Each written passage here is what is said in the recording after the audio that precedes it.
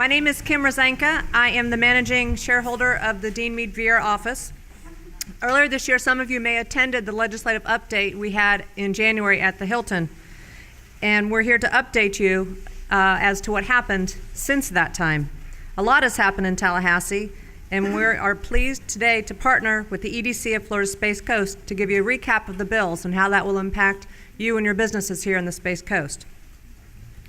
Dean Mead is a full-service business law firm with 50 attorneys in Florida. The VR office is celebrating our 25th anniversary this year, serving Florida's Space Coast. We've enjoyed long-standing relationships with some of the premier organizations in Brevard County, such as Florida Tech, the VR Company, and the EDC of Florida's Space Coast.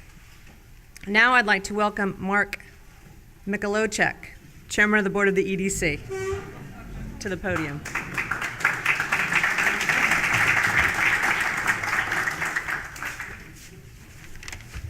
I don't know why people have a hard time with my name. Come on, it's pretty simple. It's only, I've told people, I think here before, there's only 11 letters in the name. Come on. Thank you, Kim. Appreciate it. Actually, on behalf of the EDC, we really want to thank Dean Mead for this partnership that we have here today to represent what's going on. You know, with the EDC, we really work hard to try to impact the economic abilities of our county. And there's a lot of things going on. And I think we've had some good success here. I was here a month or so ago at the time when we just completed the Northrop Grumman announcement. So it was a great team effort with a lot of different entities really to make that happen. And EDC was part of that, and we appreciated that. Matter of fact, I was talking to the woman from Dean Mead from Orlando, Mary, is that it? Is it Mary? Karen, I'm sorry, Karen. And she was saying she's involved in the EDC committees out in Orlando, and she says we're the talk of the EDC out there because of the things we've been doing here, which just really goes to show that the folks in this community really do come together and really do try to help economic impacts here. You know, there are several bills that the legislature has been working on that could have a positively impact the development in Brevard County. I guess we'll get an update about that this afternoon. So I don't want to hold up anything further, but thank you, Dean Mead, for this ability to come here and partner with you on this, and we look forward to the updates today. Thank you.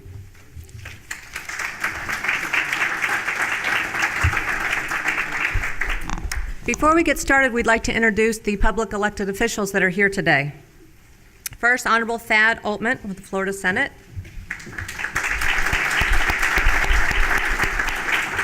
Honorable Tom Goodson, Florida House of Representatives. Honorable Phil Archer, Office of the State Attorney. Honorable Trudy Infantini, Brevard County Commissioner, District 3. It's Trudy. The Honorable Stephanie Ely, City of West Melbourne. Honorable Ben Malik, City of Cocoa Beach. Honorable Dominic Montanaro, City of Satellite Beach. Honorable Jim Tully, City of Titusville. Honorable Stu Glass, Town of Indialantic.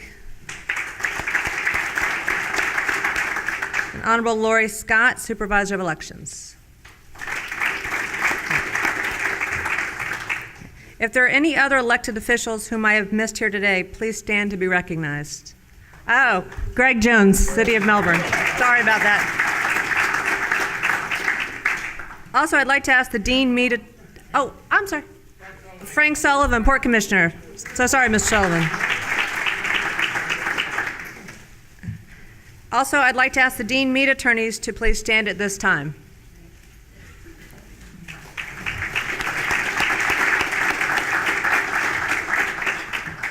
Last December, Dean Mead opened our 5th office in Tallahassee. It's my pleasure to introduce the Master of Ceremonies for today's program, Pete Dunbar. Pete leads the Government Relations, Lobbying, and Administrative Law team in Dean Mead's Tallahassee office. Drawing on a distinguished background of public service, Pete represents and advocates on behalf of a variety of public and private interests before the Florida Legislature and the executive branch departments and agencies of the Florida state government. He began his long career in Florida government in 1967 as a staff director in the Florida Legislature. He served as the Pasco County Attorney and later served for 5 terms as a member of the Florida House of Representatives.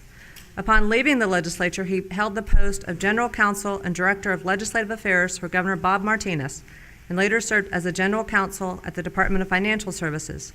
Pete served as Chief of Staff during the transition from the Martinez administration to the administration of Governor Lawton Chiles, and he is a former chairman and 2-term member of the Florida Ethics Commission. Pete, would you come up?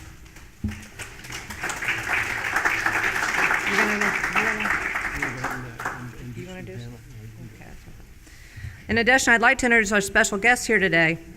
Full copies of the professional biographies are in the book at your table. Senator Thad Altman. Senator Altman began his political career as a Brevard County Commissioner, where he served from 1985 to 1992. He also served in the Regional Planning Council in 1986, 1987, and 1992. During a special election in 2003, Senator Altman was voted into the Florida House of Representatives, where he served until November of 2008, when he was elected to serve in the Florida Senate. He was subsequently re-elected to the Senate in November of 2010 and 2012. Senator Altman. Thank you.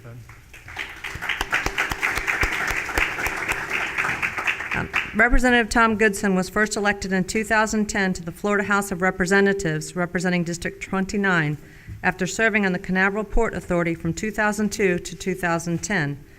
When Florida House districts were reconfigured in 2012, he was subsequently re-elected to the newly created 50th District. He recently served on the Agricultural and Natural Resources Subcommittee as Vice Chair, the Economic Affairs Committee as Vice Chair, and on the Civil Justice, Insurance and Banking, Transportation and Economic Development Appropriations Subcommittees. Senator Goodson, or Representative Goodson. I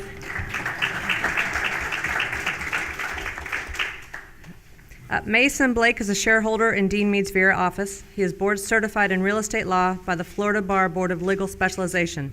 He has 33 years of experience in commercial real estate business, commercial lending, environmental, and land use law. Mason represents clients in a variety of complex real estate and business matters, specializing in the development of large, mixed-use communities. Mason Blake. Laura Minton Young practices in Dean Mead's real estate department. She is board certified in real estate law by the Florida Bar Board of Legal Specialization. She represents individuals, businesses, and banks in various aspects of commercial and residential real estate and financing, including development, acquisitions, sales, leasing, lending, workouts, land use and growth management, and agribusiness matters. Laura Young. And now I'll turn it over to Pete Dunbar.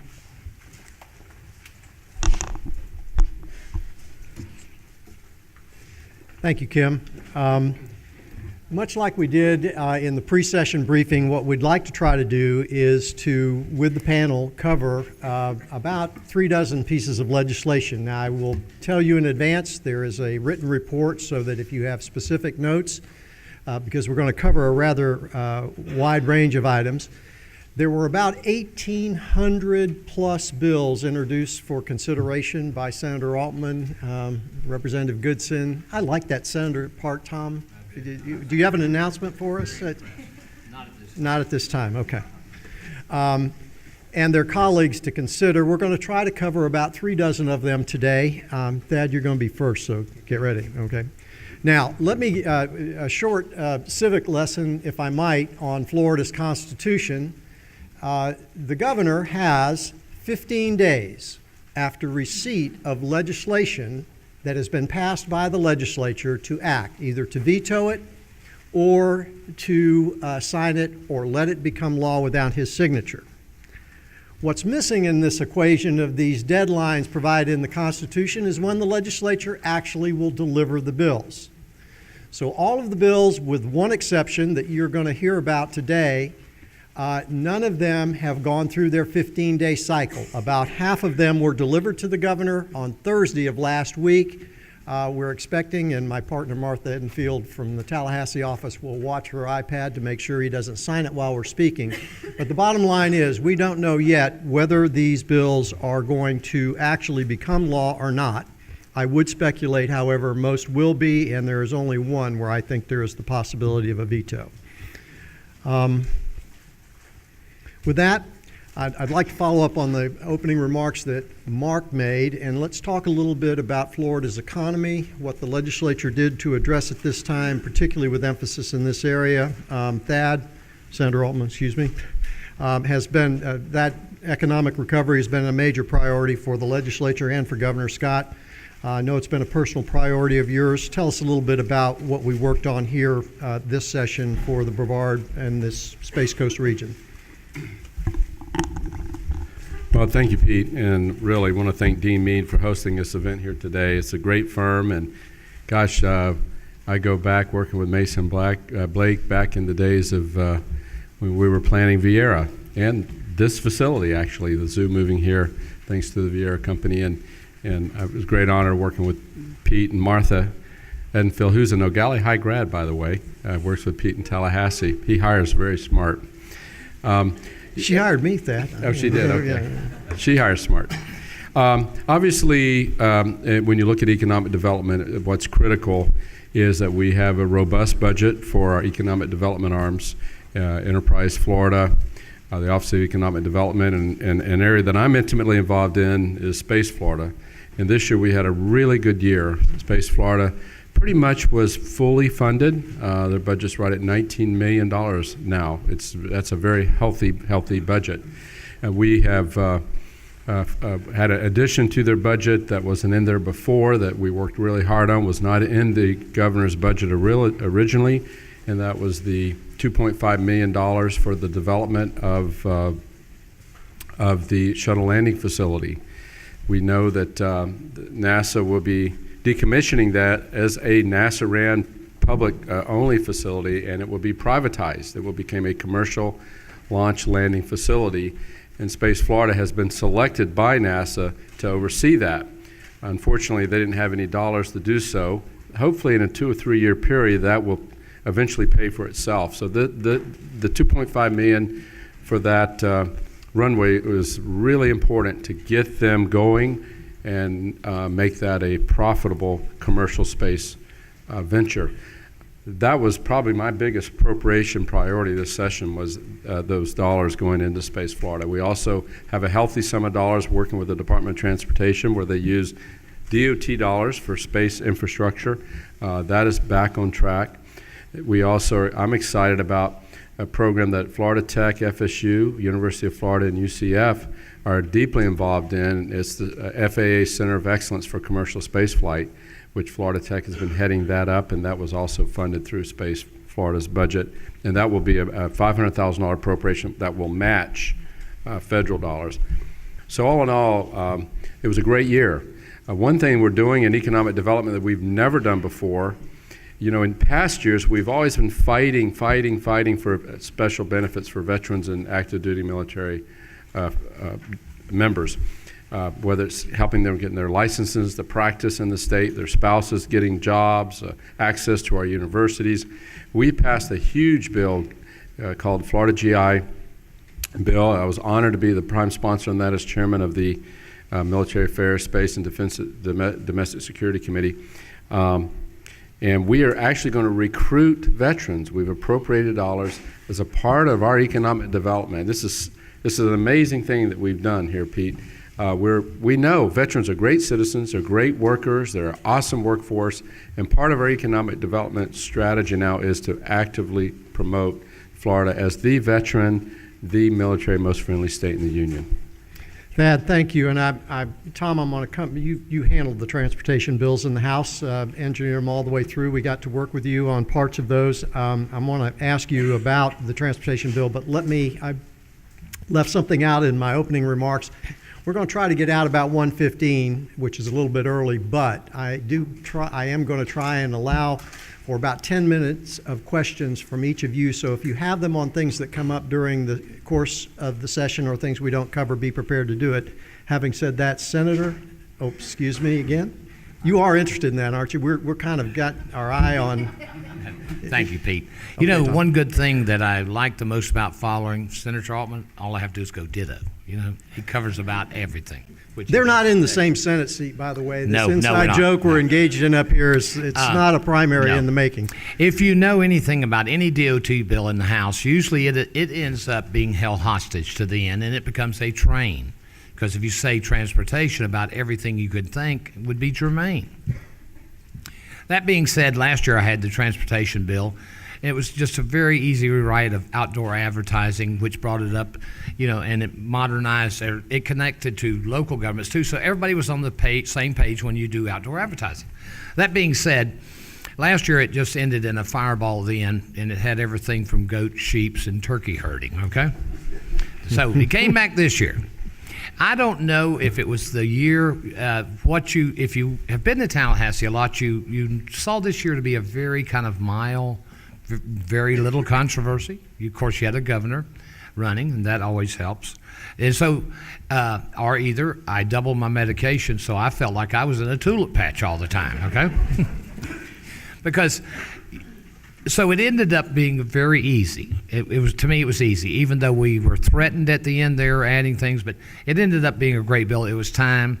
There was some concerns. I'm sure we didn't please every outdoor advertising people.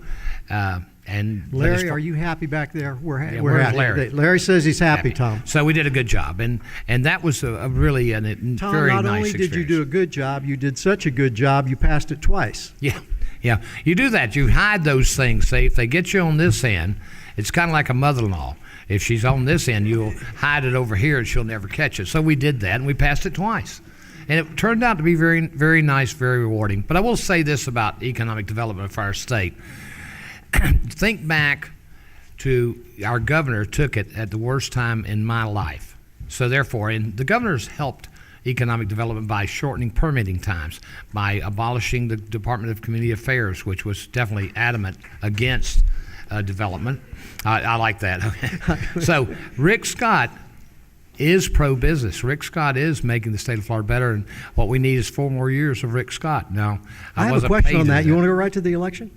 Oh, no. No, okay.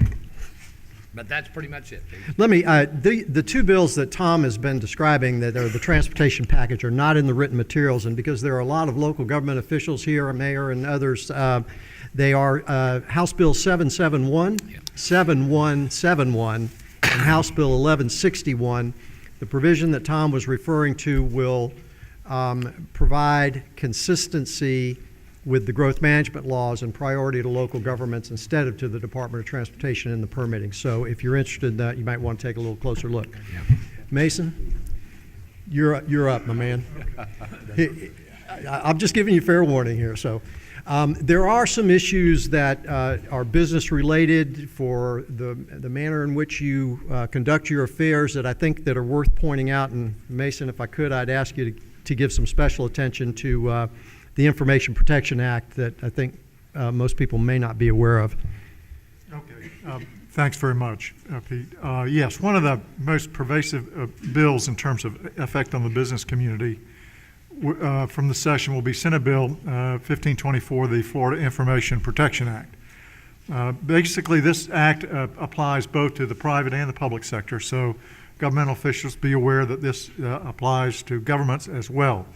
And essentially, it's to some degree, I guess, a reaction against the breaches we found with reported with Target and some of other large corporations just in the past 6 months. But basically, the bill requires that notice be given when there's a breach of security information. There's an existing statute on the books, but this rewrote the existing statute, expanded it, shorten the time frame for notification, and essentially, if there's a breach or a perceived possible breach of consumer or personal information, you've got 30 days within which to give notice, not only to those individuals that are affected, but also to the Department of Legal Affairs, State Department of Legal Affairs, so that it can commence to take a look at what happened and audit exactly what is being done.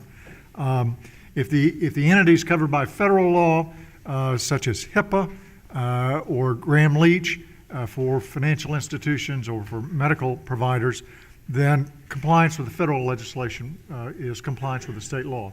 But otherwise, everybody in the room and their businesses have got to comply with the Personal Information Protection Act. I might point out, too, this is in direct response to the Target data breach that occurred in December of 2013. But I didn't mean to interrupt. Mason, please continue. One final thing that's also important is the bill not only requires that you notify about breaches, but it requires that when you dispose of consumer records, that you do so in a manner that protects the personal information from being disclosed. So, and again, that applies to everybody. That one applies to everybody but governmental business. But when you've got personal information, you dispose of it, you've got to shred it, you've got to burn it, you've got to otherwise make sure, erase it if it's on a disk, that information cannot be disclosed. There are a couple other things, too, in the business-related issue category. I thought the service of process, particularly for folks who run businesses, is sort of interesting, and if you touch on that. Sure. For those folks that have a lot of employees, if someone comes to serve process on one of your employees, you're now required to designate an area and allow that employee to take service of process. You can't just have the receptionist say, go away. You have to find them at home. They've got to be able to serve process in the lunchroom or wherever else you say this process is to be served. If you don't do that, it's a $1,000 fine. So it's pay attention when somebody knocks at your door. Your receptionist knows that you can't just simply turn folks away when they're serving process on your employees. You want to touch on distinguished business names and economic development ad valorem? Yeah, I will. One of the things that there was a Corporations Act. There's a lot of times tinkering with the Section 607 in the Corporations Act. This year, the legislature did some fine tuning on what constitutes a substantially similar or distinguishable name from another name. The way state law provides is that if you have a corporation that's named Aduda and Sons, it has to be distinguishable from every other name. So if you go in and you try to register a name, it has to be unique. And so they passed some statutory guidelines this session to give some firm guidance to the Department of State as to which names are substantially similar or not. Right. And then finally, there was legislation dealing with economic development, and I bring this up, it's fairly minor. Essentially, under 196.1995, counties are allowed to provide for ad valorem exemptions. And the statute was modified to give counties basically a way to provide that exemption early, actually before the ordinance is even adopted, to make the award of the exemption subject to adoption of the ordinance. So it gave counties a little bit more flexibility.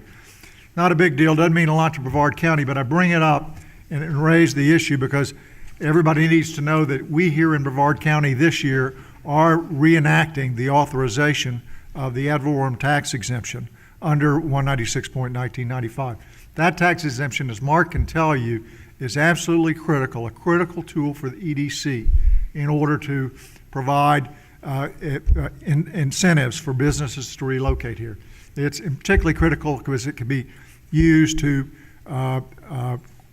work with a qualified industry incentive program that the state offers, and it allows the EDC to leverage the entire state and local incentive program. There'll be a local effort to reenact the authorizing legislation. County Commission has already approved it being on the ballot. I urge everybody in the business community to really get behind the ad valorem taxation issue here locally. That's it. Mason, thank you. Laura, I'm going to come to you in a minute. If you could update us on the residential real estate related items, but because one of those bills was sponsored by Senator Altman and we worked together in accomplishing that. Thad, let me turn to you first and give us a little outline on Senate Bill 440, what it does, and then we'll turn over to Laura to let her do the rest of those. Bill. The condo Commercial bill. condo. That's I think, the condo bill. in law, we had treated residential condos and commercial condominiums in the same light. And you can only imagine the problem that would create, because there's all kinds of restrictions and parameters in the way residential condo associations work. Businesses are much, much different. So what we did, and of course working with Pete Dunbar and as representing the reptile section of the Florida Bar, the section that deals with laws that deal with real estate, we've removed a lot of those criteria and restrictions on commercial business associations since they can operate more freely. Removed a lot of red tape, a lot of constraints, and it's going to really, really help. I think the commercial sector. It would pass with no problem. Well-written piece of bill. The governor does have this bill. Hopefully, we'll have a signature here shortly. It does, for those of you that may be involved in businesses that operate in a commercial, non-residential condominium setting. This will substantially ease the regulatory burden and the requirements under the statute. Having said that, we, as we do almost every year, Laura, have a community association bill and some related items. Could you outline those for us? Sure, Pete. I'd be happy to. Coming from, just to go back to what Senator Altman talked about, the Condo Act, or the Condo Bill, we're very much looking forward to being able to separate residential and commercial condos, because we deal with both on different levels. So it's a huge help to be able to treat commercial condos not with the same regulations and requirements as residential condos. There were two bills that are sitting on the governor's desk that are pretty critical to this area, and specifically Viera, but all of Brevard County, because we are a heavily master deed restricted community with master associations and sub-associations and condo associations and timeshares. And every year, like Pete said, there's always a residential communities bill. A lot of times it's to fix glitches that were created from previous legislation that nobody really realized what the unintended consequences were going to be, and we're trying to fix it and make it easier for both the associations to be able to regulate themselves and to enforce their governing documents, as well as be clearer what the property owner's rights and what the benefits are to them, to be able to understand the legislation better. Two bills, House Bill 807 and House Bill 7037 were pretty critical for my practice, but also for the community. House Bill 806 deals a lot with providing some additional rights to the condo associations, homeowner associations, and clarifying that it is actually correct to be doing what some of the HOAs have been doing all along when trying to interpret their documents. One of the glitches one of the clarifications that came out of House Bill 807 was clarifying the notice requirements for covenant preservation. There was some concern or some thought that there was some wiggle room that a second notice might be required in order to preserve your governing documents, but the legislature has now gone and clarified that once you send the first service, you don't have to send another notice. And that's critical for a lot of our associations, because they're coming up on that 30-year mark where they're needing to preserve their covenants, or else there are going to be a lot of unintended consequences.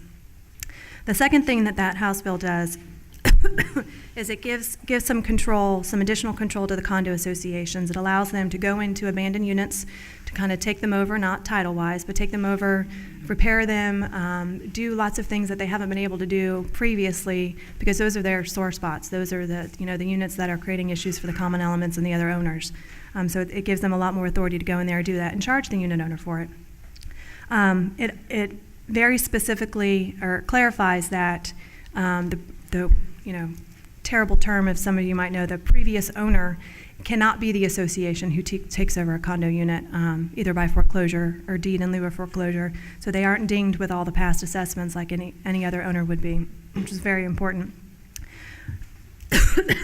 That bill also clarifies that condo terminations, and I know Pete is very intimately familiar with terminating condos. He knows the ins and outs of that legislation.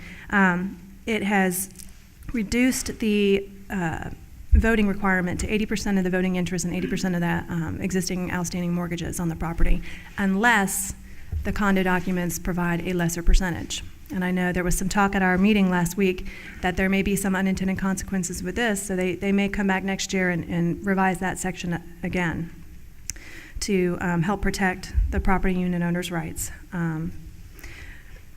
one important thing it did in terms of development is it has now extended yet again the time frame for being able to qualify as a bulk buyer or a bulk assignee, which if you guys are in the business of buying failed condos, you know exactly what those terms mean. You have 1 more year to be considered a bulk buyer and bulk assignee if you're purchasing condos that are failing or on their way to being failing. And what that does is it prevents you from taking on some of the liability of the previous developer that's left the scene, and you're stuck with the status of the condo as it is. So it's an important piece of legislation that our clients have looked forward to it being extended every year. One additional thing it's done for condos is it's made it very clear that outgoing boards have only 5 days to turn over all governing documents and all documents, corporate documents, anything in their possession over to the new board within 5 days. And if you don't, the directors and officers can face personal liability and fines, which usually that's not the case. But there's some issues and some time delay in turning everything over. So the legislature has spoken up and said, you've got 5 days, that's it. HOA meetings now have to be handicap accessible if requested. So that's something that the property managers and the associations need to keep in mind, that they need to make sure that where they're holding the meetings is accessible. And unit owners may now consent in writing to let their contact information be disclosed. I'm pretty sure that's been going on for some time now, but now it's actually permitted.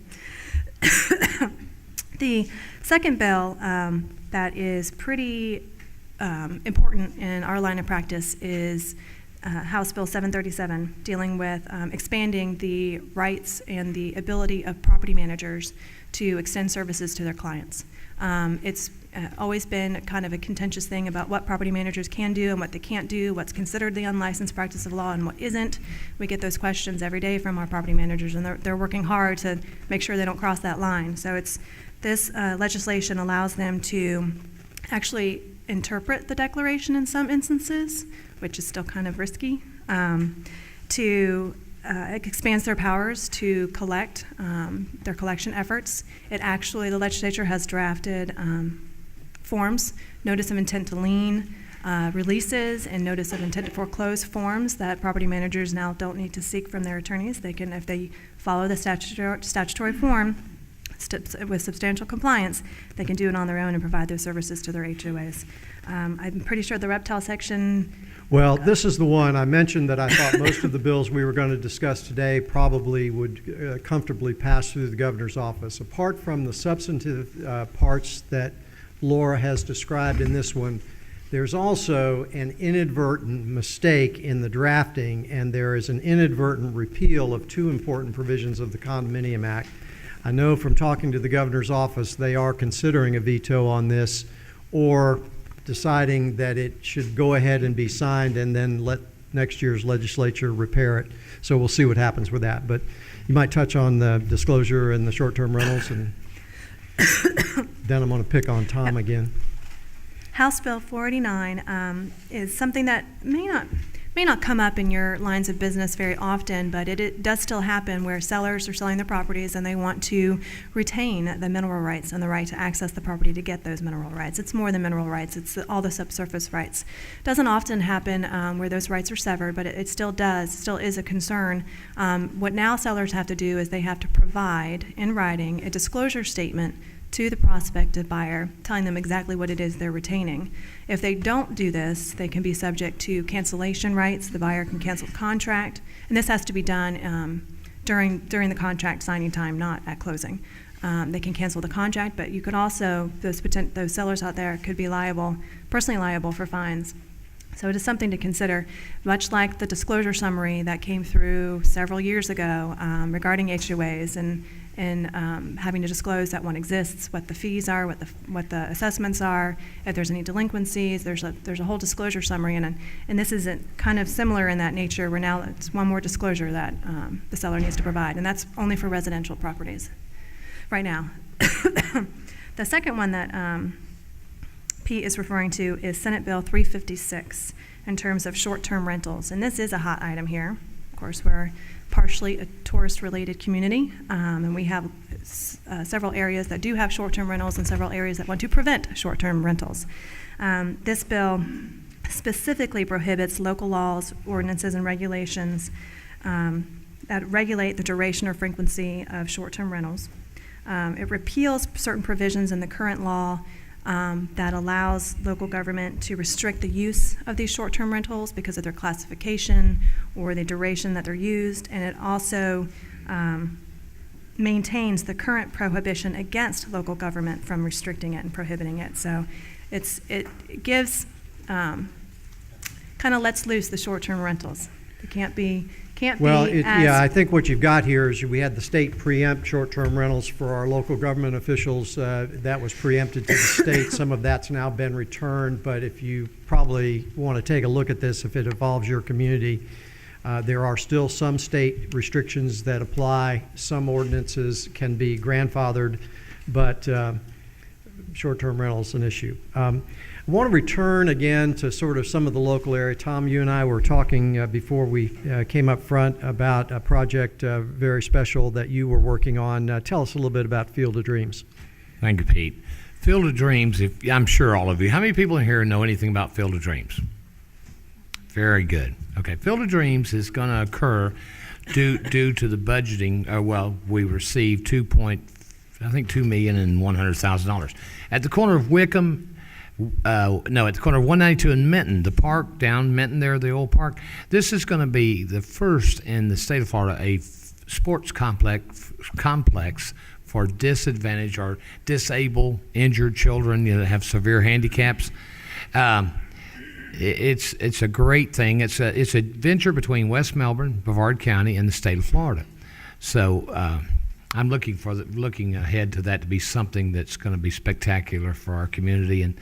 And to my knowledge, the first in the state of Florida will be in West Melbourne. And 3 agencies working together to make something happen for children and adults, and possibly adults or young people, that our county not knowingly, not intentionally overlooked. If you think about a park, you seem to always think about running kids and baseball and football, but think of children that can't, that are in wheelchairs.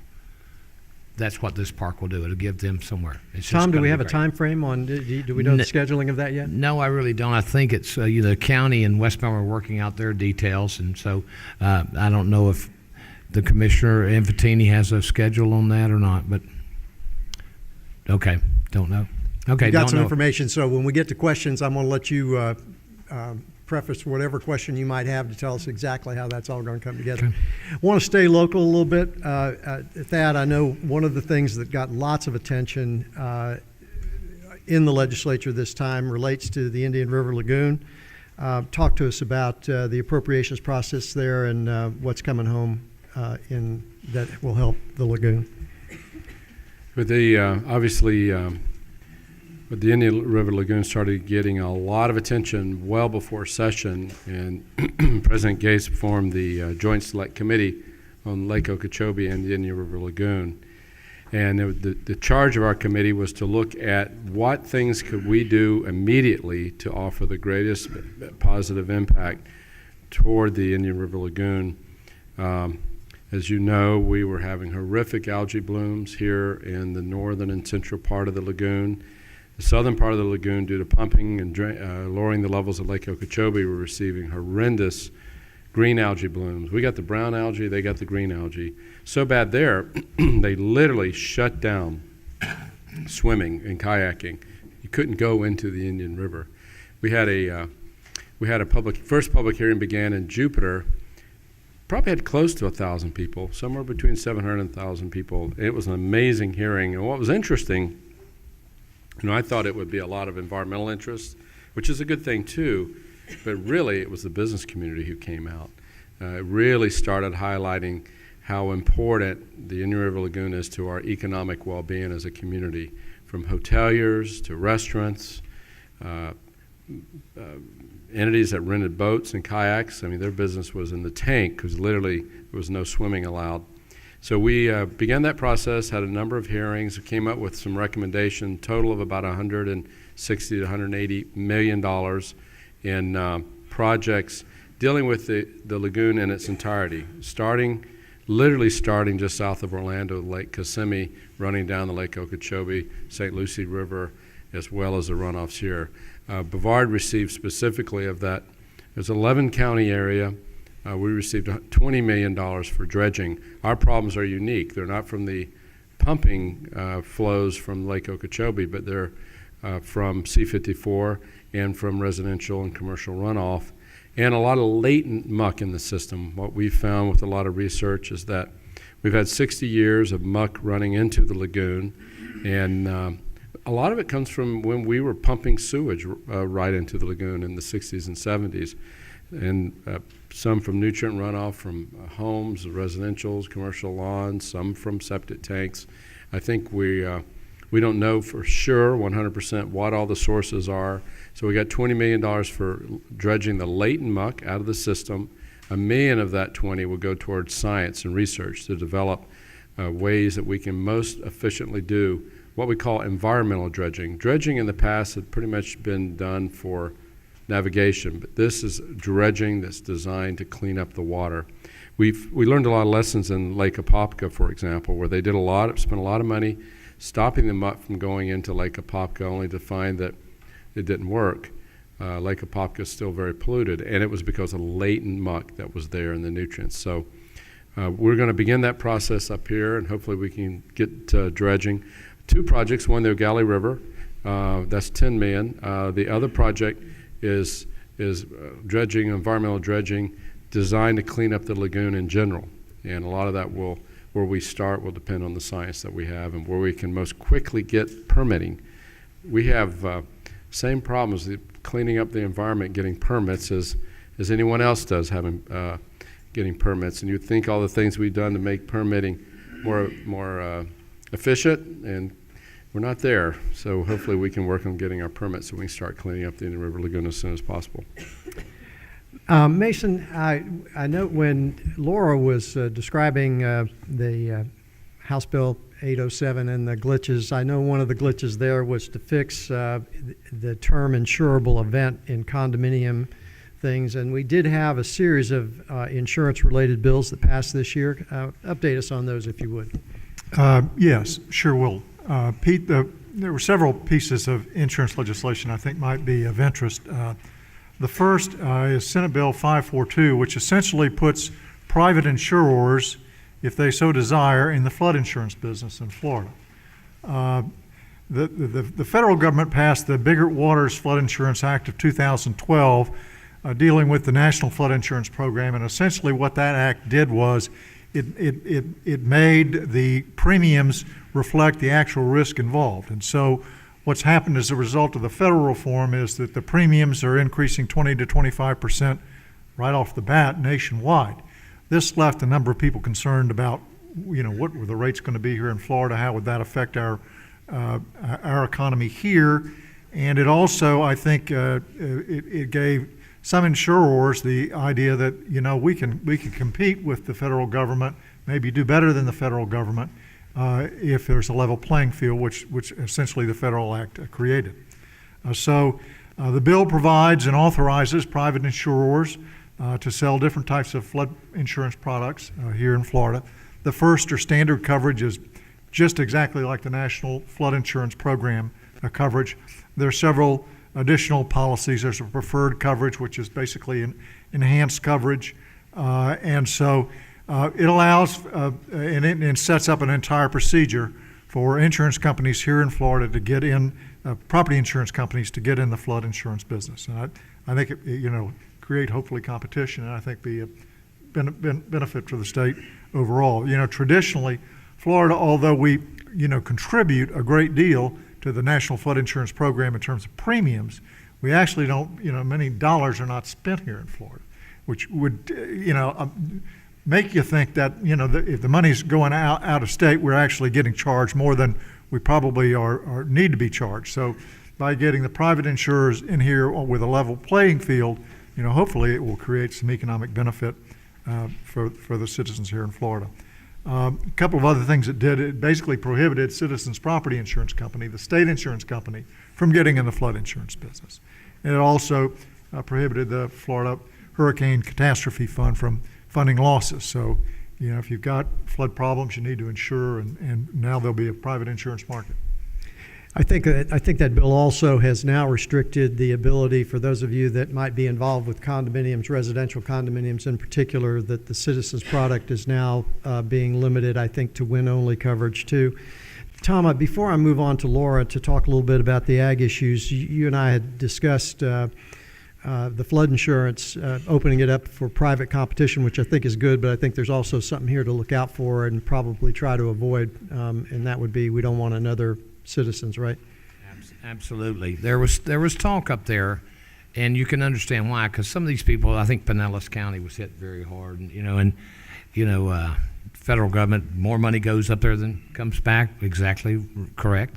But there was talk, and some moved toward a Citizens type insurance. Now, if you know anything about Citizens, and you know about sinkholes, and you know about fraud, water damages, and all that, that is just a nightmare. Now, because so you need to understand that you're not. If you start a statewide flood insurance plan, my thoughts are, and of course, like everybody here in this room, you have 120 of us up there, and it's like herding cats. So my thought is one of 120. It would be disastrous. It would be another thing that we would down the road have some outstanding debt that's going to occur sooner or later. 1 year up there, the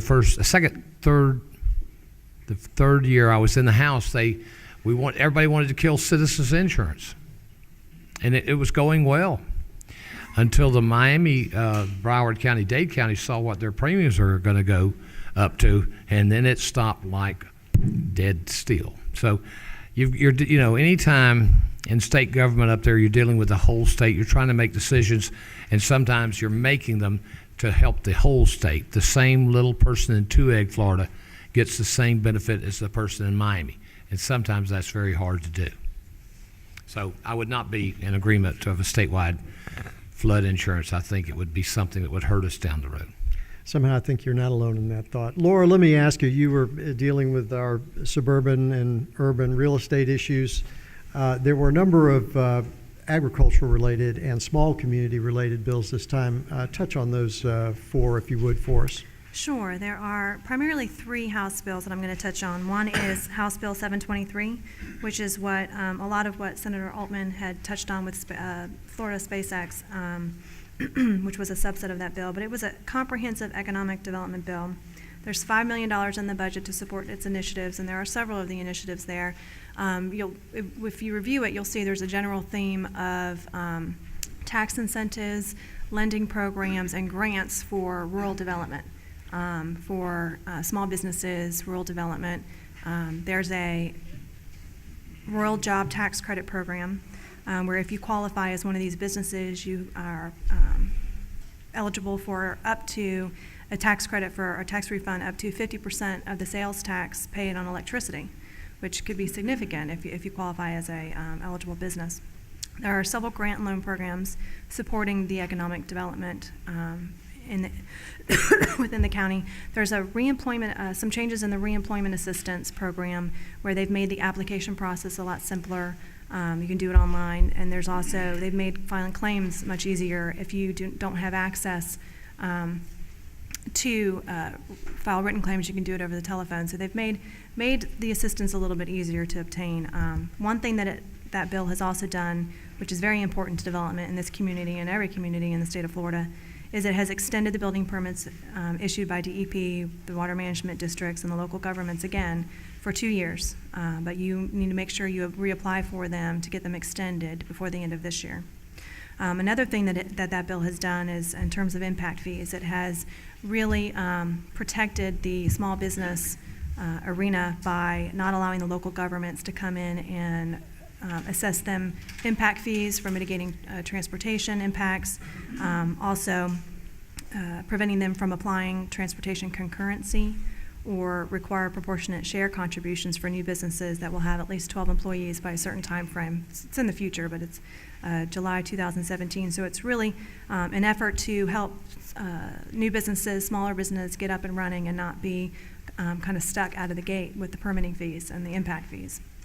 So that bill has done a significant amount of stuff, and that's only a few of the initiatives that I've discussed. Another House bill that is sitting on the governor's desk waiting for approval, is the Department of Agricultural and Consumer Services bill. And it does several things to help initiate growth and development in the agricultural community. It's got tax incentives for ag lands that are used for dispersed water storage. There's a program where if you've donated, or not donated, if you're using your land for dispersed water, you get to keep your ag exemption, which was kind of a hole in the ag exemption requirements, but it's now a definite. You get to keep your ag exemption, which to agriculture, that's a huge benefit because it reduces your real property taxes significantly. The money that can be used in other areas. You can now apply online for certain licensures and certifications. DACS, which is the Department of Agriculture and Consumer Services, a lot of their programs you can already apply online, but not all of them. Some of them were still filling out the application, having affidavits signed, and now you can do it all online. Another benefit to the ag community is it removes the security bond and certificate of deposit for fertilizer license applications, which I know we dealt with a couple years ago, and having to pay those bonds, which are minimal, but if they add up, the more licensed fertilizer applicators you have under your belt, the more fees you have to pay. So they've lessened the burden in areas that they really decided weren't necessary because the ag operators are already paying fees in other areas. It also authorizes the department to close down certain food facilities if they found that there's an immediate threat of danger to the public health, wealth, and safety. It's added some additional criteria for determining whether commercial feed is adulterated, which I know is a growing concern in this state of Florida. And it really, the regulations that were on the books were pretty bare and minimum, and so now there's significantly more regulations that the ag operators and the ag people are going to have to make sure that they're complying with to make sure the food that's coming off the farms is safe. And then the third one is part of the transportation and utilities that Representative Goodson was speaking of, Senate Bill 218. And I'm only going to touch on one minor part of it, but it's a big part to the ag community. Signage for agricultural farms, as long as it's signage related to the products, the merchandise, the entertainment, the services. Larry's smiling back there. That's a new business opportunity for him. No longer need to be permitted as long as they're on the farm by the owner or the operator, and they're for farm-related business. Those signs no longer have to be permitted. So that's a huge step in terms of relieving the ag community from some of their costs. Tom, are you going to jump in there and tell us about the medical marijuana ag opportunity? Okay. That's mine. No. One comment about the water storage bill. We also made sure that if a farmer gives his land or has the ability to store water, and this is going to be, he's going to get paid for it, of course, that prior to storing water, if he has no wetlands identified, there will, even if they grow wetlands by storing this water for years, it can never be termed wetland. In other words, this was a concern for growers. And you see a lot of this around Okeechobee where orange groves in Indian River are gone now. They're thinking this is going to be called water farming. And it's going to help us because as we go on future in Florida, the biggest issue you're going to have is water, drinkable water, clean water. And so we made sure of that because that's always a fear with cattlemen, farmers, citrus people, that if an environmentalist finds one lily, it's a wetland. So we wanted to make sure we didn't do that to them. That's all right. And as far as I want to comment on the senator, then I'll let you go to marijuana, which I know absolutely nothing about. The Indian River Lagoon, if you think about it, if you're over the age of 60, you had 2 million people here probably in 1951, 2.5 when I was born. You got almost 20, now 20 million. The Indian River Lagoon is going to be a long occurring process.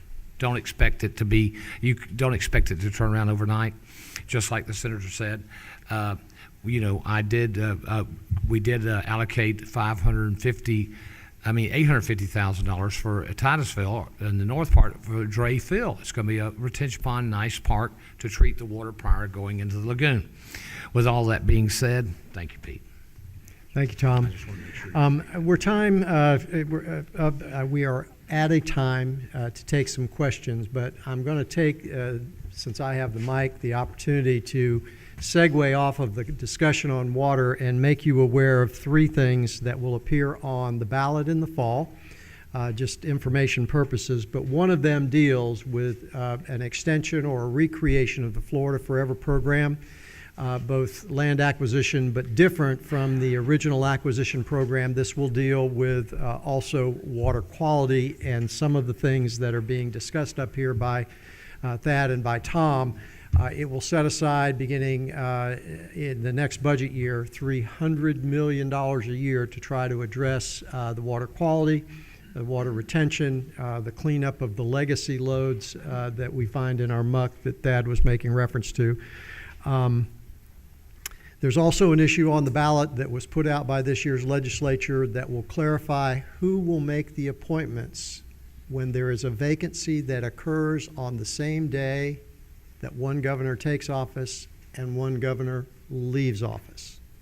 And it would provide, if approved by the voters, that it will be the governor leaving office that will appoint the replacement judge when the day that he's leaving office.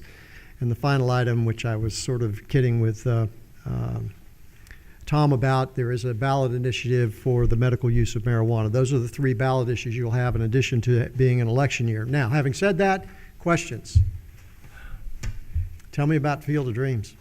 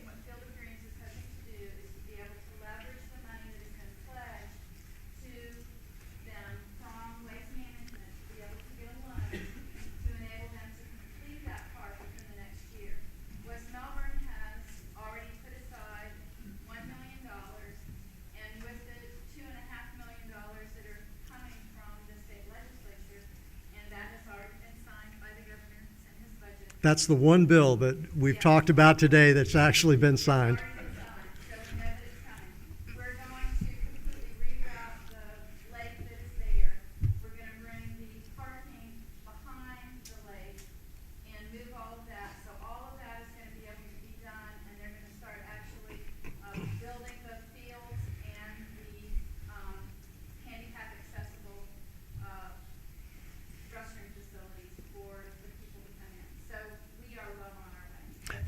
Now, it's my understanding, don't think this is a grass field with dirt or clay.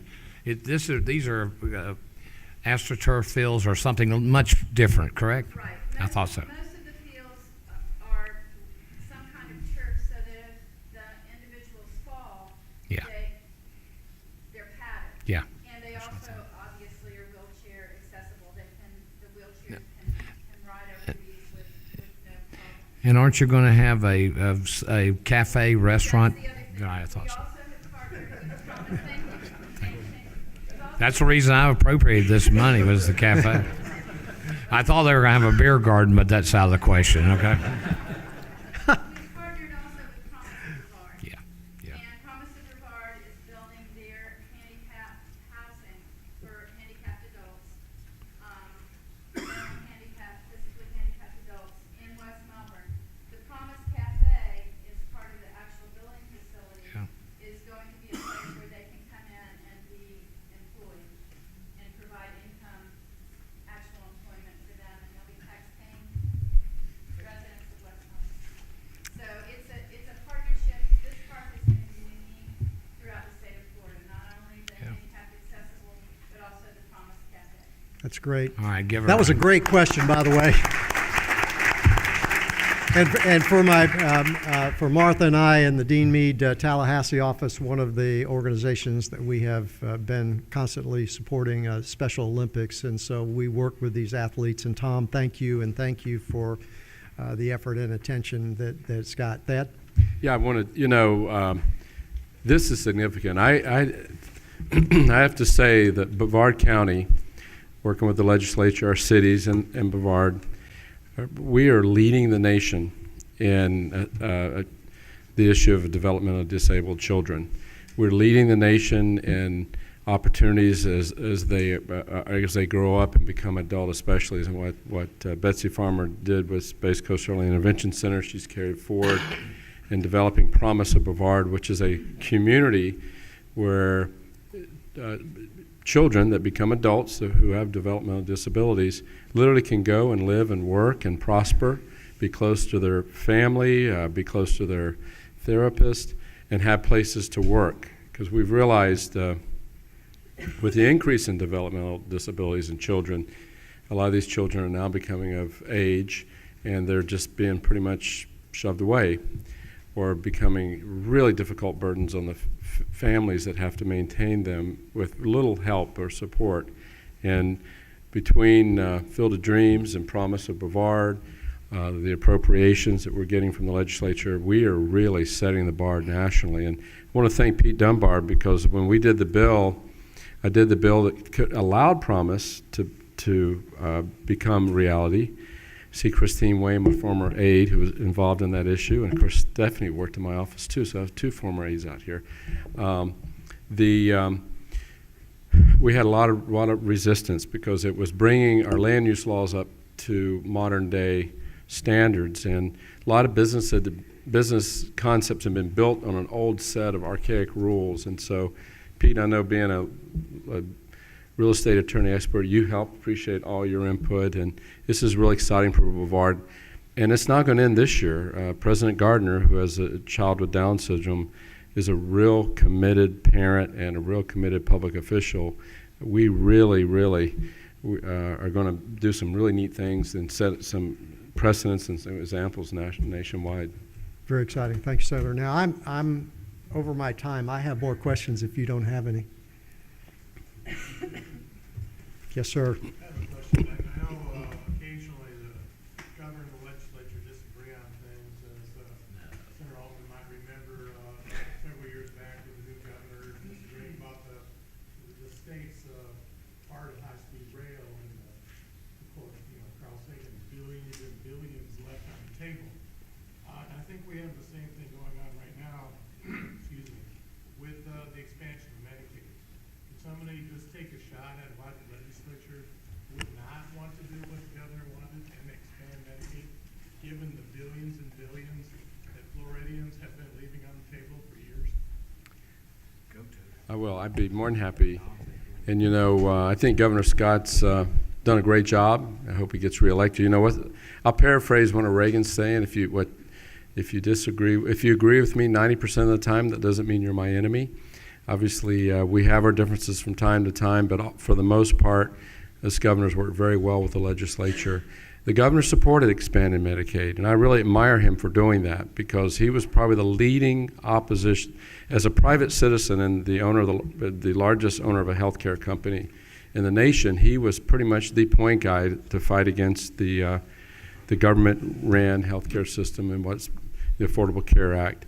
But he saw the reality once it was passed, the one provision that provided for expanding Medicare, which would have meant $51 billion of federal dollars that we send to Washington coming back here. We would lose that money. And the Senate, the governor supported that, which, I respect this governor. One thing he knows a lot about is health care. And when I saw him take such a politically courageous position, I would have supported it anyway, but it really made it a no-brainer. And the legislature, the Senate, followed suit, and we supported expanding Medicare. Unfortunately, the House didn't. And I hope we can eventually, that issue hasn't gone away. Had we accepted it this year, it wouldn't have been 51 billion, it would have been in the 40s. I hope we ultimately